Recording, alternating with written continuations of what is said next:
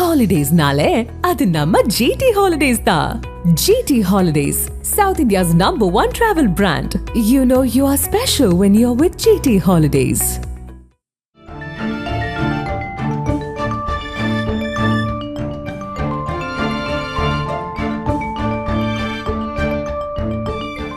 உங்கள் ஜீரண கோளாறுகளுக்கும் வயிற்றெரிச்சலுக்கும் சரியான ஒரு தீர்வு.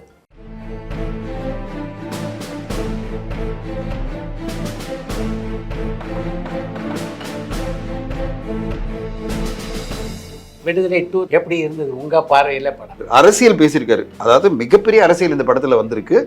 தத்துவம் இல்லாத தலைவர்கள் ரசிகர் மட்டும்தான் உருவாக்குவாங்க, அது முன்னேற்றத்துக்கு வழிவகுக்காது. அந்த அரசியல ஒரு கட்டமா என்ன சொல்வாருன்னா, கதையா பாத்தீங்கன்னா ஒரு கம்ப்ளீட்டா ஒரு முடிவு கொண்டு வந்துடுவாங்க. இந்த படம் வந்து இது மாதிரி விடுதலை 3 வரதுக்கான வாய்ப்பு இல்லை அன்லெஸ். சமீபத்தில் விமர்சனங்களால் பெரிதும் பாதிக்கப்பட்ட 2 படம்னா, ஒன்று இந்தியன் 2, 2வது கங்குவா திரைப்படம். அதுக்கு அப்போ உடனடியாக எதிர்வினை ஆற்றல் என்னாலும் இப்போ சினிமா உலகத்தில் மெல்ல மெல்ல எதிர்வினை ஆற்ற தொடங்கியிருக்காங்க. சமுத்திரக்கனி சார் வந்து அவருடைய இந்த திருமாணிக்கத்தினுடைய ப்ரொமோஷனில் எல்லா இடத்துலையும் அவர் பேசுறது வந்து எந்த அளவு ஒரு திரு சூர்யா அவர்களை வந்து காயப்பட்டிருப்பாரு. அவரை நினச்சிதான் ரொம்ப நான் வருத்தப்பட்டேன், அவரை நினச்சிதான் நான் ரொம்ப வேதனைப்பட்டேன். வருவார், ஃபீனிக்ஸ் மாதிரி எந்திரிச்சு வருவார். இப்போ நான் வந்து நடுவில் ஒரு 2 வாரம் எதுவுமே பேசல. திடீர்னு நான் வந்து இதை சொல்ல ஆரம்பிச்ச உடனே இவர் வந்து சூர்யா கிட்ட டேட் வாங்குறதுக்காக அவர் சொம்படிக்கிறாரு. நான் எங்கெங்க இதெல்லாம் பிளான் பண்ணேன்? நான் வந்து அதுக்கு சம்மந்தமே கிடையாது.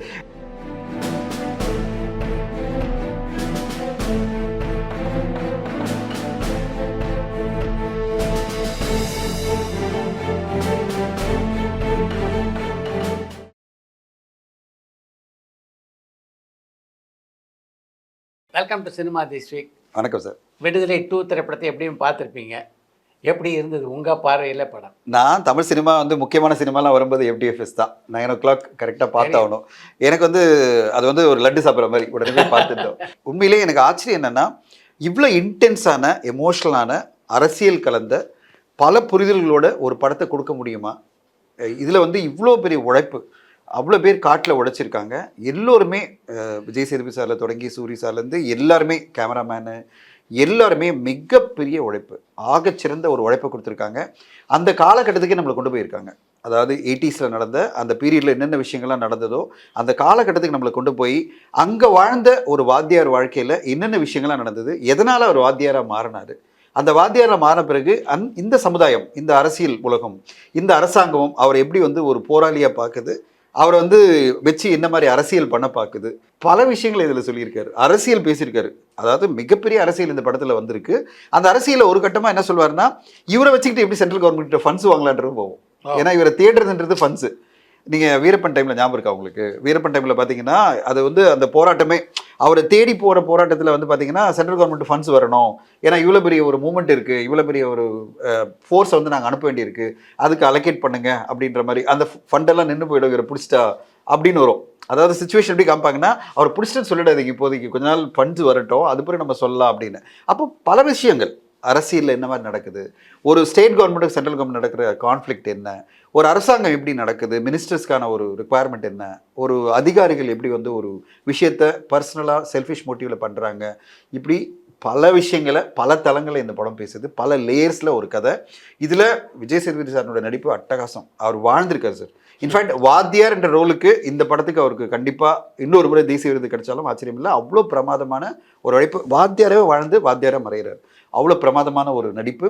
சூரிய அவர்களோட படத்தில் வந்து முதல்ல கொஞ்சம் கொஞ்சம் வருவார், எங்கேயும் அவர் பேர் தான் கதை முடியுது.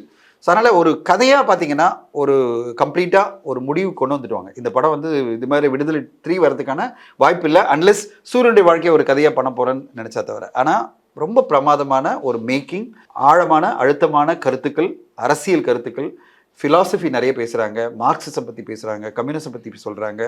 இப்போது ஒரு டயலாக் ஹெவி அப்படின்ற ஒரு கமெண்ட்ஸ் வரும் மக்கள்கிட்ட இருந்து. இது வந்து தவிர்க்க முடியாது. ஏன்னா இதில் பல விஷயங்கள் வந்து மக்களுக்கு புரிய வைக்க வேண்டிய கட்டாயம் இருக்குது. அதனால் ஒரு வசனங்கள் நிறைய இந்த படத்தில் டாமினேட் பண்ணாலும் இந்த படத்தோட மேக்கிங், பர்டிகுலராக ஆக்ஷன் சீக்வன்ஸ், அந்த கன் ஃபைட்டு, இந்த போராட்டம், 2 போராளிகள் மத்தியில் நடக்கிற போராட்டம் எல்லாமே பார்த்திங்கன்னா ரொம்ப பிரமாதமாக பண்ணியிருக்காங்க. ஒரு உண்மையிலே ஒரு சிறந்த படைப்பு. வெற்றிமாறன் சார் வந்து இன்னொரு சிறந்த படைப்பாக நம்மளுக்கு வந்து படத்தை பார்த்துட்டு வாவ், இப்படியெல்லாம் ஒரு படம் எடுக்க முடியுமா, இவ்வளோ எஃபர்ட் போட்டு இவ்வளோ பேருடைய முயற்சியில் ஒரு சிறந்த படம் கொண்டு வர முடியுமா அப்படின்னா இந்த ஒரு படம் கண்டிப்பாக பேசப்படும். இளையராஜாவினுடைய பிஜிஎம்மும் பாடலும் வந்து கண்டிப்பாக பேசணும், அதை மிஸ் பண்ணவே கூடாது. அதுவும் அந்த எனக்கு ரொம்ப சந்தோஷமாக இருந்தது சார், தினமும் பாட்டு செகண்ட் ஹாஃப்ல வருது, கிளாப்ஸ் உடனே தியேட்டர். அப்போ பாருங்க எந்த அளவு வந்து இளையராஜாவினுடைய பாடல் வந்து ஒரு பெரிய தாக்கத்தை ஏற்படுத்தியிருக்குன்னு பார்க்கலாம். அட் சேம் டைம் பிஜிஎம் படம் ஃபுல்லாக என்கேஜ் பண்ணுறதுக்கான ஒரு மிக முக்கியமான காரணமாக நான் வந்து இளையராஜா சாருடைய பிஜிஎம் சொல்லுவேன். ஸோ ஓவராலாக ஒரு மனசுக்கு நிறைவான படமாக நான் சொல்லுவேன். அண்ட் பர்டிகுலராக நம்ம வந்து ஒரு என்ன சொல்கிறது, ஒரு கருத்தியலோட ஒரு டைரக்டர் வந்து ஒரு கருத்தை சொல்கிறாரு, அதை விட அரசியல் புரிதலோடு சொல்கிறாரு. அந்த அரசியலை பற்றி உங்களுக்கான ஒரு எண்ணம் வரணும், உங்களுக்கான ஒரு புரிதல் வரணும் அப்படின்னா அந்த காலகட்டத்தில் நடந்த அரசியலை பற்றி ஒரு புரிதலும் வரணும். ஒரு படைப்பு மூலமாக பல விஷயங்களை நம்மளுக்கு கொண்டு வர முடியும்னா விடுதலை 2 கண்டிப்பாக நான் சொல்வேன். இல்லை, உங்களை பொறுத்த வரைக்கும் பெரும்பாலும் வந்து விமர்சனங்கள் பாசிட்டிவாக இருக்கணும் அப்படின்னு நினைக்கிற ஆள் நீங்கள். அதனால் குறைகள் வந்து எப்போவும் அதிகமாக நீங்கள் சொல்ல மாட்டீங்க. மக்கள் பார்வையில் இந்த படத்தை பொறுத்த வரைக்கும் அவங்க பெரிய குறையாக நினைக்கிறதுனா நீங்கள் சொன்னீங்களே இந்த கருத்தியல் கொஞ்சம் அதிகமாக இருக்கிறதாக ஃபீல் பண்ணுறாங்க. எப்போவுமே எந்த சினிமாலையும் நம்ம சொல்கிற விஷயங்கள் இருக்குல்ல, அதை கிறிஸ்பாக சொல்லிட்டு கடந்து போனோம்னா பிரச்சனை இல்லை. அதை நம்ம திரும்ப வலியுறுத்தி சொல்லும்போது நிச்சயமாக வந்து கொஞ்சம் பேருக்கு வந்து அது ஏற்புடையதாக இருக்கார். அது ஒன்று தான் இதில் படத்தில் சந்திச்சிருக்கிறதாக வெளியில் பரவலாக விமர்சனங்கள் இருக்குது. ஒரு விஷயம் சொல்லி ஆகணும், என்னென்னா விஜய் சேதுபதியை பொறுத்த வரைக்கும் 2024 ஒரு லக்கி ஆண்டு அப்படின்னு தான் சொல்லணும். துவக்கத்தில் பார்த்தீங்கன்னா மகாராஜா ஒரு அருமையான கதாபாத்திரம் அவருக்கு அமைஞ்சது. பல விருதுகளை கூட அவருக்கு பெற்று தந்திருக்கு. சிறந்த நடிகருக்கான விருது இப்போ சென்னை இன்டர்நேஷனல் ஃபிலிம் ஃபெஸ்டிவல் கூட மகாராஜா படத்துக்காக சிறந்த நடிகருக்கான விருது அவருக்கு கிடைச்சிருக்கு. அதே மாதிரி இன்னொரு கதாபாத்திரமாக தான் இந்த படத்தில் அவர் ஏற்றிருக்கிற அந்த வாதியார் கதாபாத்திரத்தை நான் பார்க்குறேன். இந்த 2 கதாபாத்திரம் இந்த ஆண்டு பல விருதுகள், இரட்டை விருதுகளை வந்து விஜய் சேதுபதி வாங்குவதற்கு வாய்ப்பு அமைத்து தரும் அப்படின்றதுல எந்த சந்தேகமும் இல்லை. இந்த தமிழ் சினிமா இண்டஸ்ட்ரியை தாண்டி பார்த்தோம்னா ஹிந்தியில் ஷர்மிளா டாகூர் இப்போ ஒரு கருத்தை வெளியிட்டிருந்தாங்க, நீங்கள் பார்த்துருப்பீங்கன்னு நினைக்கிறேன். இந்த கேரவன் கலாச்சாரத்தை பற்றியும் இப்போ எப்படியெல்லாம் வந்து நடிகர்கள்லாம் தனித்தனியாக இருக்காங்க, அதே மாதிரி நடிகர்களோடு வருகின்ற பரிவாரங்கள், இதெல்லாம் வந்து சினிமா உலகத்திலே ஒரு அன்கம்ஃபர்டபுளான ஒரு சூழ்நிலையை கிரியேட் பண்ணியிருக்கு அப்படின்னு போட்டிருக்காங்க.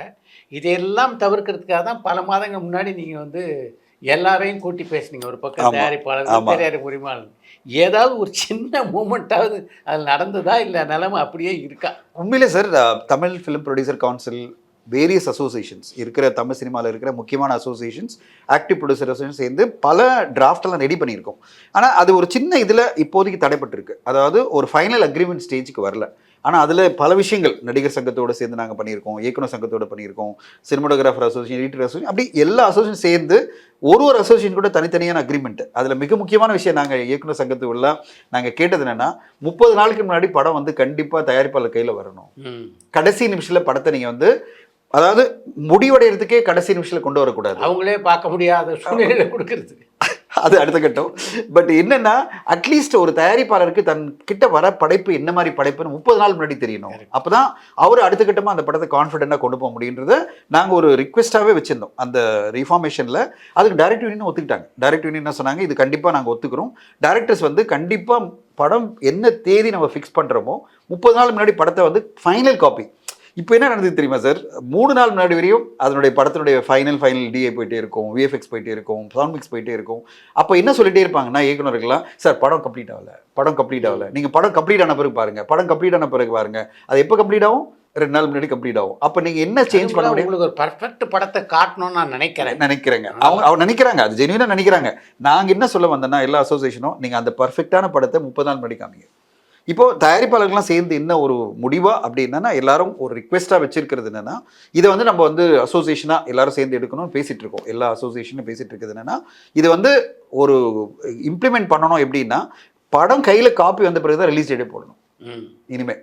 அப்படி ஒரு இதுவாக நாங்கள் பேசிகிட்டு இருக்கோம். அடுத்த கட்டமாக எல்லாருமே, எல்லா ஆஃபீஸ் வேரஸும் எல்லாம் ஒத்துக்கிட்டு இது வந்து இம்ப்ளிமெண்ட் பண்ணும்போது, நான் சொல்கிறது ப்ரொடியூசர் கவுன்சிலு, இயக்குனர் சங்கம் எல்லாம் வந்து பண்ணும்போது ஒரு நல்ல மாற்றம் வரதுக்கு வாய்ப்பு இருக்குது. 2025 வரும்னு எதிர்பார்க்கலாம். ஏன்னா அதுதான் சார் ஒரு படத்தை வந்து, இன்றைக்கி ஒரு உதாரணம் நான் சொல்லிடுறேன். இப்போ திருமாணிக்கன்ற படத்தை வந்து நீங்கள் பார்த்தீங்க, நீங்கள் சொன்னீங்க, நான் வந்து நேற்று நான் படம் பார்த்தேன். அப்படி நான் வந்து பயங்கரமாக இம்ப்ரெஸ் ஆனேன். படம் பார்த்து யாராக இம்ப்ரெஸ் ஆனேன். அதுக்கு காரணம் வந்து, இப்போ நீங்கள் படம் வெளியாகும் போது 27, அதுக்கு முன்னாடியே நீங்கள் பார்த்துருக்கீங்க 2 வாரம் முன்னாடி, நான் 2 வாரம் முன்னாடி பார்த்துருக்கேன். சார் சின்ன படம் பெரிய படம்லாம் கிடையாது. படம் ஒரு திரைப்படம் என்பது திரைப்படம் தான். அது பெரிய படத்துக்கு ஒரு ரெக்குவயர்மெண்ட் இருக்குது, நம்பர் ஆஃப் டேஸ் தேவைப்படுது, சின்ன படத்துக்கு கம்மியாக தேவைப்படுதெல்லாம் கிடையாது. அதே பிஜிஎம்க்கு அதே டைம் தான் தேவைப்படுது, மிக்சிங் அதே டைம் தான் தேவைப்படுது. அப்படி இருக்கும்போது ஒரு திரைப்படத்தை கம்ப்ளீட்டாக ரெடி பண்ணி 2 மாதம் முன்னாடி ரெடி பண்ணியிருக்காங்க, 3 மாதம் முன்னாடி ரெடி பண்ணியிருக்காங்க. அப்படி அவ்வளோ முன்னாடி கூட ரெடி பண்ணணும்னு அவசியம் இல்லை. ஒரு படம் வெளியாகிறதுக்கு 1 மாதம் முன்னாடி மட்டும் கையில் வந்துருச்சுனாலே இதெல்லாம் நிறைய நல்ல விஷயங்கள் நடக்கும். படத்தில் வந்து பல மாற்றங்கள் கொண்டு வர முடியும். இப்போ நீங்கள் சொன்னீங்கல்ல, இப்போ ஒரு படம் வரும்போது இப்போ கருத்தியல் பற்றி உங்களுக்கு ஒரு கருத்து இருக்குது. இவ்வளோ கருத்துக்கள் ஏன் அப்படின்னா, ஒருவேளை ஒரு கொஞ்சம் முன்னாடியே ரெடியாச்சு வச்சுங்களேன், ஒரு படத்தை நீங்கள் போட்டு கூட காமிக்கலாம். பாம்பேல கூட 2-3 முறை பார்க்கறதுக்கு வாய்ப்பு, அப்போ இதை வந்து தவிர்க்கலாம் அப்படின்னு அவங்களுக்கும் டிசைட் பண்ணிருக்கலாம். நான் இந்த படத்தை உதாரணம் சொல்ல, எந்த படமா இருந்தாலும் சார் இதெல்லாம் எடிட் பண்ணிடலாமே, இது ரொம்ப அதிகமாக போகுது, ரிப்பீட்டடாக இன்னொரு பாயிண்ட் ஆஃப் வியூ வந்து நிற்கும். டைம் இருந்து வச்சிங்களேன், இன்னொரு 2வது ஸ்க்ரீனிங்கில் ஒரு பாயிண்ட் ஆஃப் வியூ வரும் பார்த்தீங்களா, அதெல்லாம் வந்து கண்டிப்பாக தவிர்க்கப்படணும். அதுக்கு தான் நிறைய பேச்சுவார்த்தைக்கு போயிட்டுருக்கு. அதாவது டைமே இல்லாமல் ஒரு படம் வெளியாகிறது தான் தவிர்க்கப்படணும். இப்போது நீங்கள் சொன்னீங்கல்ல ஷர்மிளா டாகூர் மேடம் சொன்னதை பற்றி, அதை நான் படித்தேன். ஆனால் சார் அந்த காலகட்டம் வேறு, அப்போ மொபைல் இல்லாத காலகட்டம். இப்போ என்ன பிரச்சனை தெரியுமா, எல்லாம் கேரவன் ஓடி போகிறதும் யாருமே ஒருங்கிணைஞ்சு இருக்காதது காரணமே வந்து மொபைல் தான்.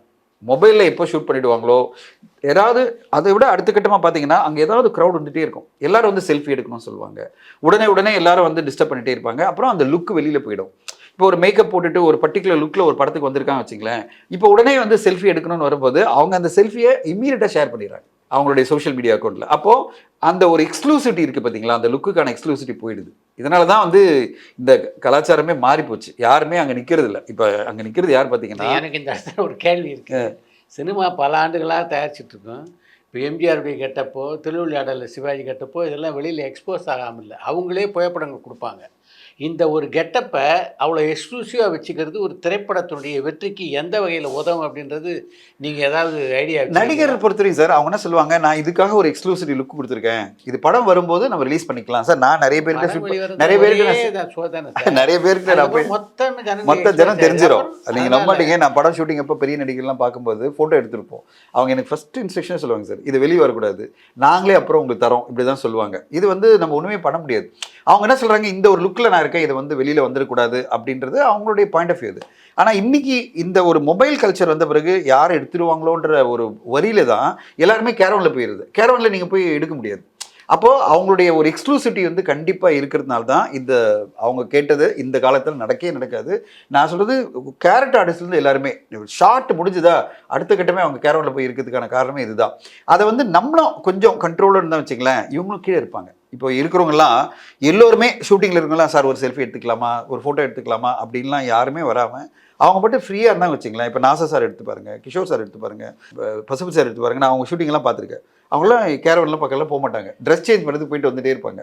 அவங்க ஏன்னா அவங்கள வந்து அவங்களுக்கு கிளியர் கட்டாக ஒரு இது வச்சுருக்காங்க. 90% ரஜினியே போக மாட்டார். அதான் இப்போ இந்த ஒரு கல்ச்சர் இருக்குல்ல, அவங்க சொல்லுவாங்க அதெல்லாம் பண்ணாதீங்க, டிஸ்டர்ப் பண்ணாதீங்க, ஷூட்டிங் டிஸ்டர்ப் பண்ணாதீங்க.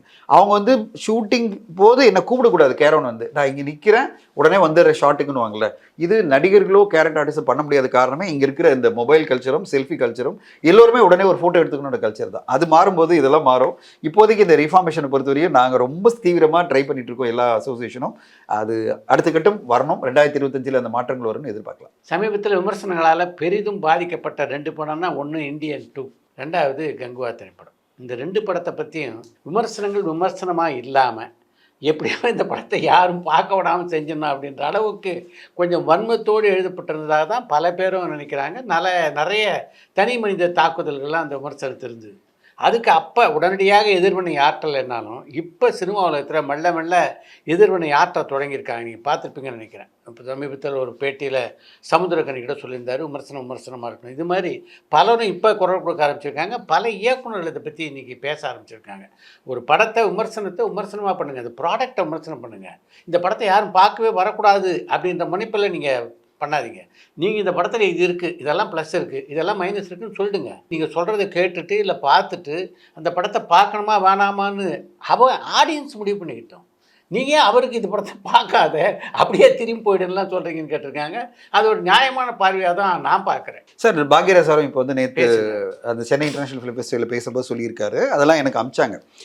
சமுத்திரக்கனி சார் வந்து அவருடைய இந்த திருமாணிக்கத்தினுடைய ப்ரொமோஷனில் எல்லா இடத்துலையும் அவர் பேசுனது வந்து எந்தளவு ஒரு திரு சூர்யா அவர்களை வந்து காயப்பட்டிருப்பார், இவ்வளோ தொழுவு இந்த சமுதாயத்துக்காகவும் இந்த மனிதர்களுக்காகவும் இவ்வளோ பண்ணுற ஒரு மனிதரை இவ்வளோ தனி மனித தாக்குதலும் வன்மத்தோடு நீங்கள் ஏன் பண்ணீங்க அப்படின்னு பல இன்டர்வியூவில் கொடுக்கும்போது எனக்கே ஆச்சரியமா இருந்தது. என்னென்னா இப்போ வந்து எப்படி பார்ப்பாங்கன்னா அவர் ஒரு படம் வரப்போகுது, ஆனால் அதை பற்றி இல்லாமல் ஒரு இயக்குனராக இது வந்து தப்பு அப்படின்னு நின்று சொல்கிறாரு பாருங்க, அந்த தைரியம் பாருங்க.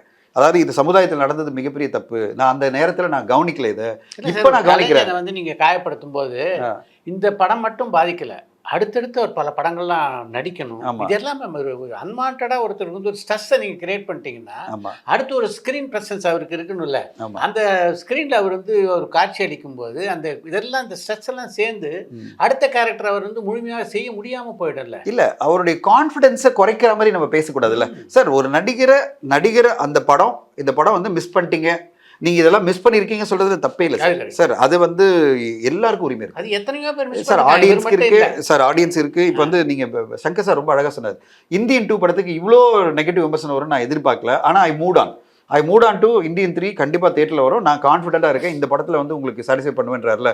எல்லாருமே மூவ் பண்ணுவாங்க சார், ப்ரொடியூசர்லேருந்து மூவ் பண்ணுவாங்க, இயக்குனர் மூவ் பண்ணுவாங்க, எல்லாருமே அதில் கலந்துக்கிட்டவங்களாம் நடிகர்லாம் மூவ் பண்ணுவாங்க. ஆனால் திருப்பி அவங்கள வந்து காயப்படுத்துகிற மாதிரி நம்ம சொல்லும்போது, தனி மனித தாக்குதல் பண்ணும்போது, ஏதோ அவங்க மிகப்பெரிய கிரைம் பண்ண மாதிரி சொல்லும்போது தான் நம்மளுக்கு வந்து இது வந்து ஒரு ஆர்கனைஸ்டு கேம்பெயின் மாதிரியே நம்மளுக்கு தெரியுது. இப்போ நான் வந்து நடுவில் ஒரு 2 வாரம் எதுவுமே பேசல, திடீர்னு நான் வந்து இதை சொல்ல ஆரம்பித்த உடனே இவர் வந்து சூர்யா கிட்ட டேட் வாங்குறதுக்காக அவர் சொம்படிக்கிறாரு. நான் எங்கெங்க இதெல்லாம் பிளான் பண்ணேன், நான் வந்து அதுக்கு சம்மந்தமே கிடையாது. நான் வந்து என்னுடைய பாயிண்ட் ஆஃப் வியூவில் இது வந்து தனி மனித தாக்குதல் தேவையில்லை, வன்மத்தோடு நம்ம எதுவும் பேச வேணாம், படைப்பாக விமர்சனம் பண்ணிட்டு போங்க அப்படின்னு. இப்போ இந்த மாதிரி என்ன சொன்னாங்கல்ல, நான் வந்து டேட் வாங்குறதுக்கு அதெல்லாம் பண்ணுறேன்னு, அப்போ சமுத்திரக்கனி சார் டேட் வாங்குறதுக்காக பண்ணிட்டு இருக்காரா? இல்லை பாக்யராஜ் சார் டேட் வாங்கி இது வரைக்கும் படம் எடுத்திருக்கீங்க? அதான் இல்லை பாக்யராஜ் சார் வந்து டேட் வாங்குறதுக்காக இதெல்லாம் சொல்கிறாரா? இது எனக்கு புரியல. இப்படி டக்குன்னு நம்ம பேரில் ரிவர்ஸ் பண்ணிடுறாங்க. அதாவது எப்படின்னா, நீங்கள் ஏன் சொம்படிக்கிறீங்கன்னா பிகாஸ் அவரோட குட் புக்கில் வரணும்னு. எனக்கு குட் புக்கில் வரணுக்காக நான் சொல்லணும்னு அவசியம் இல்லைல்ல. என்னுடைய பாயிண்ட் ஆஃப் வியூ சொல்றதுக்கு எனக்கு உரிமை இல்லையா? எப்படி எல்லாருக்கும் உரிமை இருக்கோ, உங்களுக்கு ஒரு தனி மனித உரிமை இருக்கும் போது எனக்கு ஒரு தனி மனித உரிமை தானே. இதுல எப்படி நான் வந்து ஒரு செல்ஃபிஷ் இன்ட்ரெஸ்ட் வந்துடும். இப்போ சமுத்திரக்கனி சார் ஏன் பண்றாரு, அவர் ஹர்ட் ஆயிருக்காரு. அவர் என்கிட்ட சொன்னார், நேற்று வந்து திருமணிக்கம் படத்தை பார்க்கும்போது நான் போய் கேட்டேன், என்ன சார் நிறைய இன்டர்வியூ பார்க்குறேன், நிறைய சொல்றீங்க அப்படின்னா. இல்லை சார், அந்த காலகட்டத்தில் நான் சொல்லாம விட்டது தப்பா தோணுது, உண்மையிலே ரொம்ப தப்பா இருக்கு. இப்போ நான் அந்த தனி மனித விஷயமா நிறைய வன்மத்தோட பேசுறத பார்க்கும்போது எனக்கே மனசு கேட்கல. அதுக்காக தான் நான் வந்து எல்லா இன்டர்வியூவில் நான் சொல்றேன் போது நான் சொன்னேன், சார் நான் சொல்லி நிறைய மாட்டிக்கிட்டேன் அப்படின்னு சொன்னேன். நிறைய என்னமோ நான் ஏதோ செல்ஃபிஷாக பேசுகிற மாதிரி நினைக்கிறாங்க. உண்மையிலேயே நான் சொல்ல வந்தது அதுதான் சார். எண்டு பண்ணுறதுக்கு இதை நான் நிறைய என்னுடைய சோஷியல் மீடியாவில் பதிவு, எல்லாம் மூவ் ஆன் பண்ணுங்கப்பா, இந்த படத்துலேருந்தே மூவ் ஆன் பண்ணுங்க. Nobody did a crime making a film, everybody tried a film. நீ வந்து உன்னுடைய வாழ்க்கையில் அடுத்த கட்டம் போயிட்டே இரு, நான் அடுத்த கட்டம் நான் போகிறேன், அவ்வளோதான். அது நடிகராக இருந்தாலும் சரி எல்லாருமே. அதை விட்டுட்டு அவரை டார்கெட் பண்ணி திருப்பி பேசுறதோ, அதாவது அவரையோ இல்லை தயாரிப்பாளரையோ இல்லை இயக்குனரையோ மிகப்பெரிய ஒரு என்ன சொல்றது, ஒரு மோசமான ஒரு சூழ்நிலையை பார்க்குறேன். அதாவது அவரை காயப்படுத்தணுன்னே பேசுகிற மாதிரி இருக்கிறது, ரொம்ப மனசு வலிக்கிற மாதிரி பேசுகிற மாதிரி இருக்குது. அவர் எவ்வளோ ஹர்ட் பண்ணோம் அப்படின்னு நினைக்கும் போது தான் நம்மளுக்கு கஷ்டமாக இருக்குது. வணங்கான் பாலா விழாவை பொறுத்த வரைக்கும் சூர்யாவுக்கு அழைப்பு கொடுத்துருக்காங்க. சூர்யா அதில் கலந்து கொள்வதற்கு எல்லா வாய்ப்பு இருக்குன்னு, அதே மாதிரியே சூர்யா கலந்துக்கிட்டு அந்த விழாவை சிறப்பித்தார். கண்டிப்பாக சார்.